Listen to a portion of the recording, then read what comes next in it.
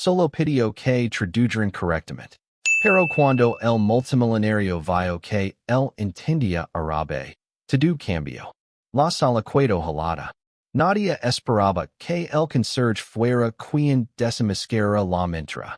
La sala de juntas brillaba bajo el sol dorado de Nueva York.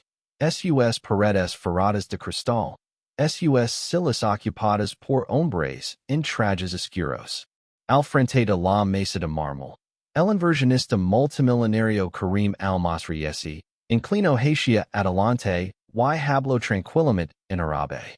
La mayoría de la sala no entendía ni una palabra, excepto el traductor sentado a su lado, quien asintió rápidamente y comenzó a resumir. La cláusula permite flexibilidad en el cumplimiento, dijo en inglés. Pero el conserje en la esquina dejó de limpiar el cristal. Había estado en silencio toda la mañana, mezclándose en el borde de la sala con su uniforme oscuro, un trapito bajo el brazo, una botella rociadora colgando de su cinturón. Nadie lo había notado. Nadie nunca lo hacía. Disculpe, dijo, en voz baja pero clara. Las cabezas se voltearon. El traductor del multimillonario se detuvo, confundido. Creo que lo que él dijo, continuó el conserje, cambiando sin esfuerzo al árabe. No fue sobre flexibilidad de cumplimiento. Fue una cláusula de anulación secreta. Si firman esto, pierden el control del activo retroactivamente. Un silencio golpeó la sala como un ladrillo cayendo. Todos los ejecutivos se congelaron. Las sillas crujieron. El multimillonario se quedó sin aliento. ¿Hablas árabe? Preguntó Karim. Esta vez en inglés, su voz cortante. Sí, respondió el conserje en árabe. Y entiendo la diferencia entre intención y manipulación. Nadie se movió. ¿Quién es él? Susurró alguien. Solo un conserje, murmuró otro. El conserje no se inmutó. Se erguió, su voz firme, su tono respetuoso pero decidido. No quise interrumpir. Pero no podía quedarme calado mientras interraban esa cláusula. Karim entrecerró los ojos. ¿Crees que sabes lo que significa este contrato? Sé exactamente lo que significa, dijo el conserje. Porque he escrito contratos como este antes. Solía auditar acuerdos de inversión en Qatar antes de mudarme aquí. El traductor parpadeó y miró sus notas. El sudor se formó en su sien. Seguridad, ladró Karim. Secuenlo. Espir, vino una voz de la mesa. Era Roberto Langston, el asesor legal senior de la firma estadounidense. Digelo terminar. Karim se veía furioso, pero no interrumpió otra vez. El conserje dio un paso adelante. Colocó su trapo de limpieza ordenadamente sobre la mesa a su lado, y dijo tranquilamente. La cláusula, como está redactada, otorga poder de anulación sin consentimiento. Si la firman, su empresa renuncia a toda autoridad. Todos miraron fijamente. Usted no es parte de esta negociación, dijo Karim fríamente. No, respondió el conserje. Pero tal vez deberías serlo. Hola, mi nombre es Malik. Si crees que historias como esta deben ser escuchadas, por favor dale like y suscribir ahora mismo. Tu apoyo nos ayuda a iluminar las injusticias reales. Más tarde esa tarde, en un pasillo lateral detrás del ala ejecutiva, el conserje estaba solo cerca del elevador de servicio. Su gafete no funcionaba. Nadie lo había dicho oficialmente que si fuera, o no. Pero cada mirada del personal que pasaba era más penetrante que de costumbre. No curiosa, no amable. Calculadora. Hoy, dijo una voz familiar. Era Denise, la recepcionista del mostrador principal. Negra, como él. Tal vez de 30 y pocos años.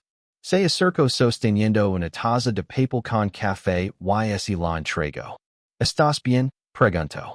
El asintió, pero no sonrió. Escuch lo que pasó arriba, agregó. Todo el edificio está comentando. Sí, Murmuro. No lo plane. Solo no pude no escucharlo. Ella solto una risa corta. Sí, bueno. Sacudas una mesa de 3,000 millones de dólares. Con un Peter en la mano. Tomo un sorbo del café. Era amargo, pero tibio. No hablaba mucho sobre sí mismo. Era a propósito. La gente no preguntaba. Y cuando lo hacían, realmente no querían escuchar la verdad. De vuelta en el closet del conserje en el sótano. Abrió su casillero y sacó un cuaderno gastado. Adentro había viejos garabatos, diagramas, cláusulas, algunos resaltados, algunos tachados. Pasó a una página titulada Detonadores anti-manipulation, lagunas de annulación soberana. Su propia letra, de 6 años atrás. Había una vez, era analista de cumplimiento en Doha. Ganaba 6 cifras, manejaba revisions de riesgo, atrapó a 2 ministros lavando fondos públicos. Ahí fue cuando empezaron los problemas. Lo advirtieron que dejaría de investigar. No lo hizo. Un mes después, su contrato fue reestructurado. Su visa revocada. Y la vida que había construido ese desplomó. Voló de regreso a Estados Unidos con 2 maletas, sin trabajo, y una madre en cuidados paliativos. Ahora limpiaba baños en el piso 34. Pero nunca dejó de observar. Contratos dejados en contenedores de triturado. Páginas sueltas en mesas. Los leía silenciosamente durante los turnos nocturnos, mercando las señales rojas en su cabeza. Y ahora, la única vez que habló. Había quedado como un martillo. Su teléfono vibró. Número desconocido. Contestó cautelosamente. ¿Y es el señor Adams? Eso depende. Habla Evelyn Ross, gerente general de Empire Grand. Me gustaría verlo en mi oficina. 15 minutos. Dudo. Debo traer algo. Traiga lo que necesite para explicar lo que acaba de pasar arriba. La llamada terminó. Se quedó quieto por un segundo. Luego sacó una memoria USB de la contraportada del cuaderno. Anos de plantillas, señales, notas de casos, su colección privada de auditoria. De vuelta arriba, Denise le dio un asentimiento silencioso mientras pasaba por el mostrador. Mientras se acercaba al piso 31, un ejecutivo blanco salió del elevator. Le dio una mirada desconcertada. Y dijo. Ahora tienen limpiando tan alto. No, dijo Adams simplemente. Me pidieron que explicara un contrato. Las puertas se cerraron. Dentro de la oficina de la GM, Evelyn levantó la vista de su escritorio. Cabello gris cero recogido, expresión illegible. Cientis, dijo. Lo hizo. Lo que dijo antes. Comenzó. No solo fue correcto. Podría haber salvado a toda esta empresa. No respondió. Ella se inclinó hacia adelante. Así que ahora necesito preguntar, señor Adams. ¿Y es usted solo un conserje? Adams se sentó quieto. Hombres cuadrados. Rostro comedido. Evelyn Ross lo miró fijamente un momento más. Luego se recostó. Le su expedient, dijo. No menciono nada sobre finanzas internacionales. Se encogió de hombres ligeramente. No pense que los trapeadores necesitaran curriculums. Ella cruzó los brazos. Trabajo en Qatar. 5 años. División de riesgo soberano. Señalaba lagunas antes de que contratos de miles de millones se volvieran desastres diplomáticos. Ella golpeó su escritorio. ¿Por qué no menciono nada de eso? ¿Por qué en el momento que lo hiciera? Dijo. Las preguntas habrían cambiado de. ¿Puedo limpiar este piso? ¿Por qué estoy aquí? ¿Why no podía permitirme estar aquí sin trabajo? Una pausa. Meyer. Dijo, suavizando la voz. Lo que detectó. Si hubiera pasado. Habría entregado toda la autoridad a la empresa de Almasri. Sin recurso, sin retroceso. Ese tipo de desquito, no es desquito. Es destino. Asencio una vez. Lo sé. Exhalo. Legal esta revisando el border. Pero quiero que usted lo vea. No tengo licencia. No la necesita, respondió. Solo díganos donde sangra. Se levanto para irse. Adams, dijo, no desaparezca. De vuelta en el sótano. Todo ese cincha más ruidoso. El zumbido del aire acondicionado. El eco de las rutas del bal del trapeter. El silencio de la gente mirándolo ahora como si no perteneciera aquí. Como si nunca hubiera pertenecido. En la sala de descanso, Mike de seguridad le dio una sonrisa tensa. Escuché que causas pánico en la sala de juntas. No fue mi intención, respondió Adams. Mike se acercó más. Hisis tartamudear a el masri. Ese multimillonario no ha tartamudeado en su vida. Pero no todos estaban impresionados. En su casillero, una nota adhesiva lo esperaba. Quédate en tu carril. La despegó lentamente. La dobló en su bolsillo sin decir palabra. A la mañana siguiente, llegó 10 minutos temprano. Solo que esta vez, su gafete no funcionó. Escaneó otra vez. Acceso denegado. Retrocedió. Un nuevo guardia de seguridad. Joven, blanco, pecho ancho, lo observaba a través del cristal. ¿Tiene autorización para este piso? Trabajo aquí. Haciendo que? Limpieza, turno nocturno. Consulta especial desde ayer. El guardia alzó una ceja. ¿En serios? Adams mostró el pase firmado que Evelyn lo había dado. El guardia lo escaneó 2 veces, frunciendo el seno. Finalmente, abrió la puerta. No se acostumbre, murmuró. En el piso 33, un grupo de ejecutivos lo vio pasar como si lo hubiera crecido una cabeza extra. Algunos susurraron. Uno se rió. Lo ascendieron de retreats a tratados, murmuró uno de ellos. Adams no dijo nada. En la sala de revisión legal, un asociado joven lo bloqueó el paso. Esta área está restringida. Me pidieron revisar el archivo de cumplimiento. ¿Quién se lo pidió? Evelyn Ross. El asociado dudó, luego se hizo a un lado. Adentro, los documentos estaban esparcidos sobre una mesa de conferencias. Mientras se sentaba, una voz familiar habló detrás de él. Simplemente no sabes cuándo rendir. Era Karim al-Masri, brazos cruzados, expresión helada. Me avergonzaste en mi propio idioma. Ahora estás aquí otra vez. Adams levantó la vista, imperturbable. No estoy aquí por usted. Karim se acercó más. No. Estás aquí porque alguien como tú sabe como olfatear sobras. Adams sostuvo su mirada. Tal vez.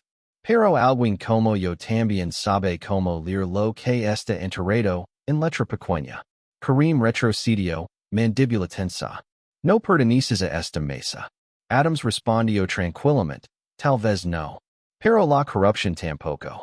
Si todavía estás viendo, deja un comentario abajo. ¿Qué harías en esta situación? Why no olvides suscribir para más historias reales que importan. Ya hices tu punto. Dijo Karim friamente. Ahora regresa al closet de donde saliste. Adams permaneció senado, su voz pareja. Si regreso, me levará este contrato conmigo. Y la prensa estará interesada en cómo trates de vender derechos de anulación a un fondo extranjero bajo una cláusula de cumplimiento. Los labios de Karim se curvaron, pero no dijo nada. Desde el pasillo, Evelyn Ross entró enérgicamente. Miró de Karim a Adams. Problema. Oh no, dijo Adams. Karim le dio una mirada cortante, luego se fue sin otra palabra. Evelyn asintió hacia los documentos. Tienes 2 horas. Necesito tu análisis completo antes del mediodía. Se puso a trabajar. Cada cláusula se retorció más que la anterior. Cambios de propiedad enterados. Palabras disparadoras que anulaban la supervisión. Suspension temporal de capital, enmascarando poder total de compra. Resalto, anoto, y Marco to do. Sus manos se movían con ritmo, como memoria muscular regresando. A las 11:47, el border sangraba en tinta roja. A las 11:59, Evelyn entró otra vez. Terminaste. Adams deslizó el contrato marcado sobre la mesa. Cada sección que transfiere autoridad sin contrafirma esta aquí. Y esta cláusula, artículo 14, puede usarse para revocar la jurisdicción estadounidense completamente. Leo algunas líneas, su expresión endureciendo. ¿Hices to do esto en 2 horas? Adams se levantó. He hecho peor, bajo fuego. Lo miró. ¿Quieres regresar? No respondió inmediatamente. Evelyn estudió su silencio. No pido lealtad. Pregunto si estás dispuesto a ser visto otra vez. Asincio una vez.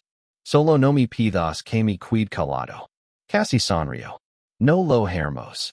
Esa noche, Adams camino a su apartamento de una recámara en Harlem. Pequeño, pisos crujientes, radiador haciendo tic como un reloj cansado. Colocó la copia marcada sobre su mesa junto a una foto de su madre. Había muerto el año pasado. Nunca llegó a verlo usar corbata otra vez. Hervió agua, hizo té, y sacó una carpeta negra gruesa de debajo de su cama. Adentro había años de notas, falas de cumplimiento, esquemas offshore, casos de denunciantes. Nombres resaltados. Flechas entre impresas fantasma. Un diario personal de guerra, escrito en silencio. Comenzó a cruzar referencias. A la mitad de una página, su teléfono vibró. Mensaje de Denise. ¿Estás bien? Vi tu cara, en el piso 34 hoy. Me alegro toda la semana. Sonrió débilmente y respondió. No me han despedido. Eso es algo. Ella respondió. Es más que algo. Es un comienzo. A la mañana siguiente, Adams entró al edificio usando pantalones planchados limpios y un blazer oscuro sobre su camisa de conserje. Algunos empleados ascendieron. Un hombre murmuró. No sabía que ni siquiera hablara.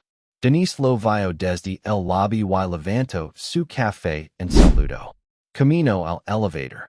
En el piso superior, esperaba un socio del Golfo. ¿Usted es Adams? Sí. Se sentara junto a la SRA Ross. El chiquer claridad antes de firmar cualquier cosa.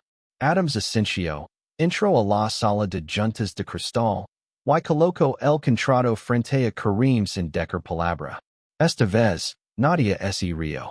Karim no tocó el contrato.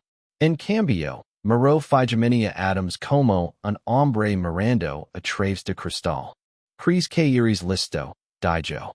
Adams no parpadeó. Creo que tengo razón. Karim lentamente volteó la primera página, escaneando las anotaciones en tinta roja. Los otros miembros de la junta miraban, algunos con confusión, otros con admiración silenciosa. Ninguno se atrevió a hablar. Un hombre se inclinó hacia Evelyn Ross y susurró. ¿Es tu nuevo oficial de cumplimiento? No, respondió. Pero es la única razón por la que no estás formando un desastre. Karim cerró el contrato de golpe. Esto es un insulto. ¿Y quién? Preguntó Adams. ¿Y la gente que ibas a robar? Karim se levantó. No acepto sermons de limpiadores de pisos. Adams también se levantó. ¿Y no necesito un título para detectar robo? La sala estaba en silencio total. El asistente del chic se inclinó hacia Evelyn. Su empresa en respetar la línea de tiempo de auditoria? Ella asintió. Extenderemos el preciso de diligencia debida y aseguremos transparencia. Adams miró a Karim. Traducción, no más juegos. La mandíbula de Karim se contrajo. Más tarde ese día, de vuelta en la sala de descanso, Adams encontró su casillero vacío. Su etiqueta de nombre se había ido. En su lugar había una carta doblada. La abrió. El rol de limpieza ha sido formalmente concluido. Más detalles disponibles con RH. Debajo, una línea escrita a mano. Tiberius habert cuidado, en tu carril. Exhalo una vez y guardo el papel. Denise intro detrás de él. Realmente te despediren? Despediren al tre Peter, dijo. A mí no. Ella sonrió. Vas a regresar, verdad? Eso depende de que oficina me den. Esa noche, Evelyn Lamo. RH precisará tu terminación de instalaciones, dijo fríamente. Pero te emitirán un nuevo contrato mañana. Estatus de consultor temporal. Revision, análisis, supervision. ¿Por cuánto tiempo? Hasta que seremos el trato de Karim. Tal vez más. ¿Por qué yo? Porque tu silencio habló más fuerte que cualquier curriculum que haya visto. A la mañana siguiente, Adams entró al edificio usando traje completo. Camisa blanca nítida. Corbata sutil. Zapatos polidos. Sin tre Peter. Sin bald. La gente se volteó a mirarlo. No con confusión esta vez, sino con reconocimiento. Pasó por el cuarto de suministros de limpieza. Adentro, un nuevo trabajador trapeaba el piso. Joven. Nervioso. Adams se detuvo. No dejes que te digan donde perteneces, dijo gentilmente. Aprendido, aunque nunca te lo piden. El conserje parpadeó, sorprendido, luego asintió lentamente. Adams siguió caminando. En el piso 31, Evelyn lo entregó un nuevo gafete. Malik Adams, ética corporativa y supervision, miró la tarjeta, luego de vuelta a ella. ¿Estás segura de esto? No, dijo.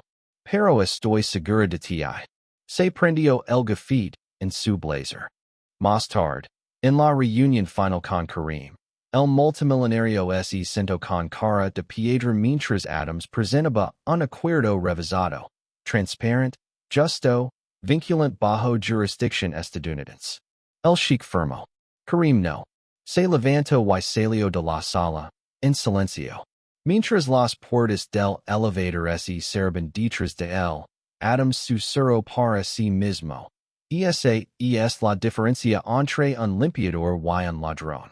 2 semanas después, Adams se sentó solo, en una oficina privada. Vista a la ventana, silla de cuero, laptop nueva. Pero la puerta no tenía placa de nombre. No pidió una. Bebió su café lentamente, revisando otro border internacional. Sin cláusulas sospechosas esta vez. Sin trucos. Tal vez habían aprendido. O tal vez solo sabían que él estaba observando ahora. Tocaron la puerta. Denise se asomó.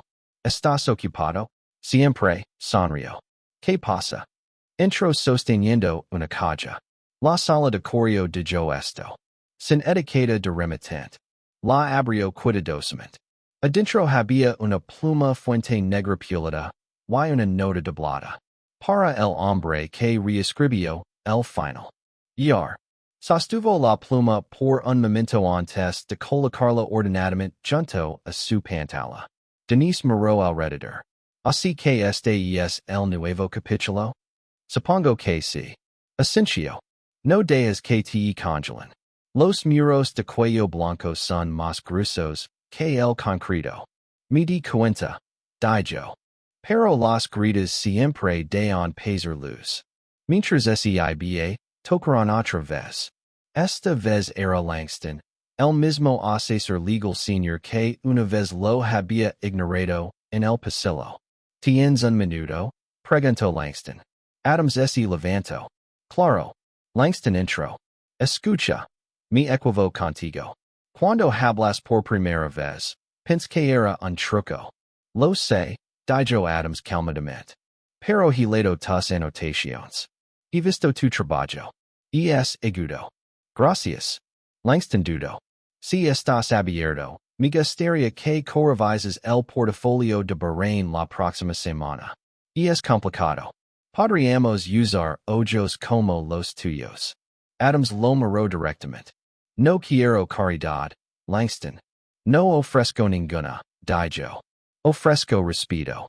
Adams asintió brevemente. Entonces aceptó. Después de que se fue, Adams cerró su laptop. Se levantó y caminó a la ventana. Trino y cuatro pisos abajo, la ciudad pulsaba. La misma ciudad que una vez lo ignoro. Que una vez lo hizo invisible. Pensó en su madre. La mujer que limpió casas toda su vida. La mujer que solía decar. Tal vez no te den un asiento. Millo. Pero eso no significa que dejes de construir la mesa.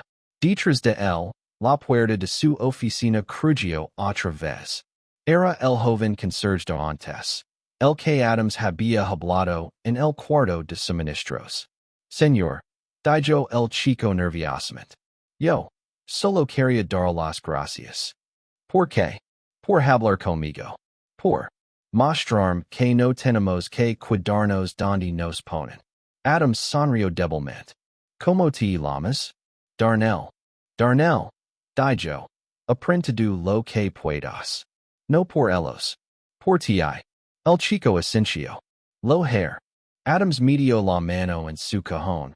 Sacó un cuaderno viejo y gastado. Y lo entregó.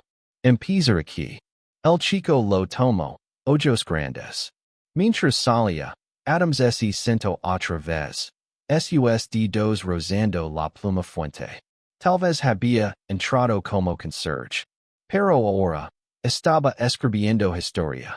Un mes después, la empresa organizó una gala privada en Midtown, una celebración del trade internacional que Adams había ayudado a salvar. Adams no fue invitado. No oficialmente. Pero mientras salía del elevator en su traje azul marino oscuro, las cabezas se voltearon. Gente que una vez pasó junto a él en silencio ahora esencia. Extendía manos. Trataba de recordar su nombre como siempre hubiera importado. Denise lo saludó en la entrada con una copa de sidra espumosa. Me alegra que vinieras. Casi no vine, admitio. ¿Por qué? Porque on recuerdo lo invisible que era en este mismo edificio. El achacó su copa contra la suya. Y ahora, esquineo la sala. Ahora me recuerdan. En el escenario, Evelyn Ross se acercó al micrófono. Casi fuimos manipulados para renunciar al control de nuestra inversión más estratégica. Dijo a la multitud. Pero alguien vio la verdad porque entendió lo que el silencio esconde. Gesticuló. Malik Adams. ¿Podría acompañarme por favor? Los aplausos rodaron por el salón mientras Adams se dirigía al escenario. No sonrió. No se inclinó. Solo se erguió. Solo estaba haciendo mi trabajo. Dijo al micrófono. Aunque nadie creera que pertenecía a la sala. Más aplausos. Más tarde, afuera bajo el horizonte de Manhattan, Adams se paró solo, observando la ciudad zumbar. Una voz familiar gritó. Karim al-Masri. Menudo ascenso, dijo friamente, parandos junto a él. Adams no lo miró. No pense que mostrarías la cara otra vez. Vine por negocios. No por sentimientos. Perdiste ambos. Karim miró hacia adelante. ¿Crees que esta victoria cambia el sistema? No, dijo Adams. Pero me cambió a mí. Karim sonrió burlonamente. Siempre serás el conserje ante sus ojos. Adams finalmente se volteó hacia él. Tal vez. Pero soy el conserje que reescribió tu contrato. Desmanteló tu estafa. Y expuso tu mentira en un idioma que pensaste que nadie entendería. La expresión de Karim se oscureció. Y la próxima vez, agregó Adams, elige un cuarto sin testigos. Karim se alejó sin decir palabra. De vuelta adentro, Darnell esperaba en el lobby, sosteniendo un papel impreso. Aceptaron mi solicitud, dijo. Voy a empezar clases nocturnas. Finanzas. Adams sonrió. De eso estoy hablando. ¿Crees que tengo oportunidad? Creo que no están listos para ti. Darnell se rió, nervioso. Se siente como si todo estuviera cambiando. Adams puso una mano en su hombro. Eso es porque si está cambiando. Mientras se alejaba, Adams se detuvo junto al viejo closet de suministros. Abrio la puerta. Intro brevemente. Maro alrededor al tre Peter. El bald. El debil o cloro. Luego cerró la puerta. Lentamente. Firmamente. El pasado on estaba ahí. Pero ya no lo poseía. Afuera. El viento se levantó. Y mientras Adams entró en la noche, la ciudad, ruidosa, desordenada, indifferent, lo hizo espacio de una manera que nunca había hecho antes. Esta vez, no como un limpiador, sino como el hombre que los hizo escuchar. Si crees en segundas oportunidades y romper barreras, comparte esta historia. A los viewers en Estados Unidos, Reino Unido y Canadá, su voz importa. Juntos, podemos cambiar el mundo.